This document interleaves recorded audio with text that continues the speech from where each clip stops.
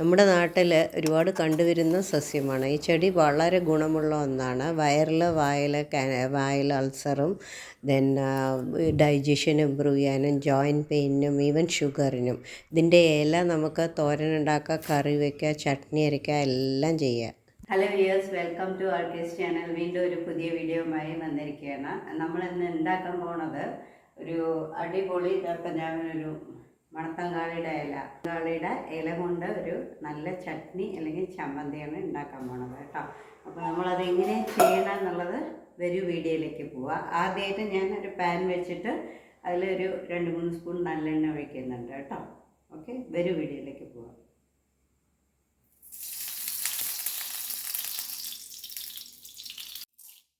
അതിലേക്ക് 1 സ്പൂൺ കടലപ്പരിപ്പ് ഇടുന്നുണ്ട്. ഉഴുന്നുപരിപ്പ് തോലുള്ളതാണെങ്കിൽ നല്ലത്. ഓക്കെ, വെളുത്തുള്ളി ഒരു 10 അല്ലി, ചെറിയ ഉള്ളി ഒരു 10-15, എല്ലാം കൂടി വഴറ്റുക. ഇതിൽ ഞാൻ പച്ചമുളക് ഇടുന്നുണ്ട്. നിങ്ങൾക്ക് വേണമെങ്കിൽ ചുവന്ന മുളകും കൂടി ഇടാം കേട്ടോ,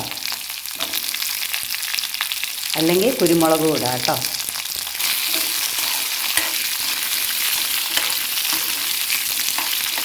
ഇനി 1 സ്പൂൺ എള്ള് ആഡ് ചെയ്യുന്നുണ്ട്.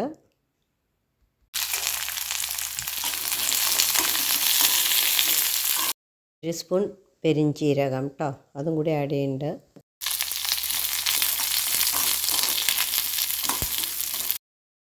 അതിലേക്ക് നമ്മൾ ഇന്നത്തെ താരം മണത്തങ്കാളി ഇല നല്ലോണം ക്ലീൻ ചെയ്ത് അതിനെ ഒന്ന് കഴുകി വൃത്തിയാക്കി വെച്ചിട്ടുണ്ട് കേട്ടോ.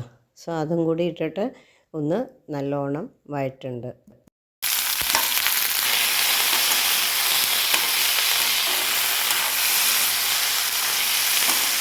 ഇതിലേക്ക് ഒരു നെല്ലിക്ക വലുപ്പത്തിലുള്ള പുളി, അതിനെ ഒന്ന് പീസസ് ആക്കി ഇട്ട് കൊടുക്കണ്ട കേട്ടോ.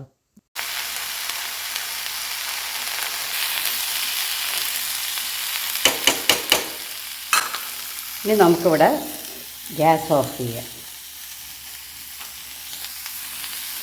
ഈ തീയിൽ തന്നെ ഇരുന്നിട്ട് ഈ ചൂടിൽ തന്നെ അത് ഒന്ന് വാടിക്കോളും.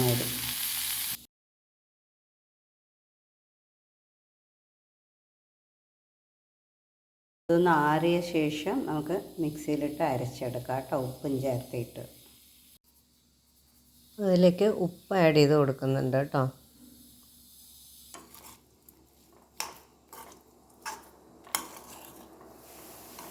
തണുത്ത് കഴിഞ്ഞു. ഇനി അതിനെ ഒരു മിക്സി ജാറിലിട്ട് അതിനെ ഒന്ന് പേസ്റ്റാക്കി എടുക്കുക. ഇനി നമ്മളതിന് കടുക് വറുക്കാൻ പോകണം ചട്നിക്ക് കേട്ടോ, ചമ്മന്തിക്ക്.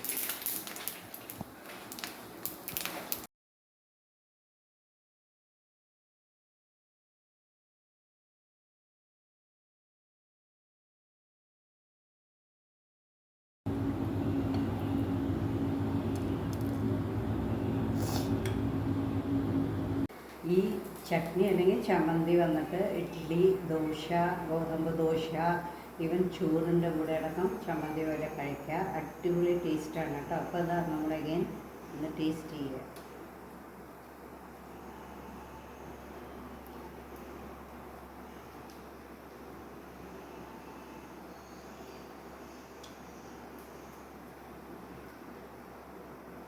നന്നായിട്ടുണ്ട് കേട്ടോ, വെറുതെ പറയല്ല. എല്ലാവരും ട്രൈ ചെയ്ത് നോക്കൂ കേട്ടോ. Happy cooking.